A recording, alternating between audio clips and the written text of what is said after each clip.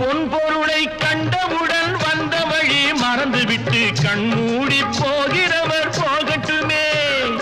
என் மனதை நான் அறிவேன், என் உறவை நான் மறவேன், எதுவான போதிலும் ஆகட்டுமே.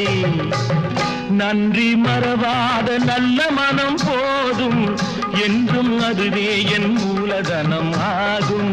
கண்ணை நம்பி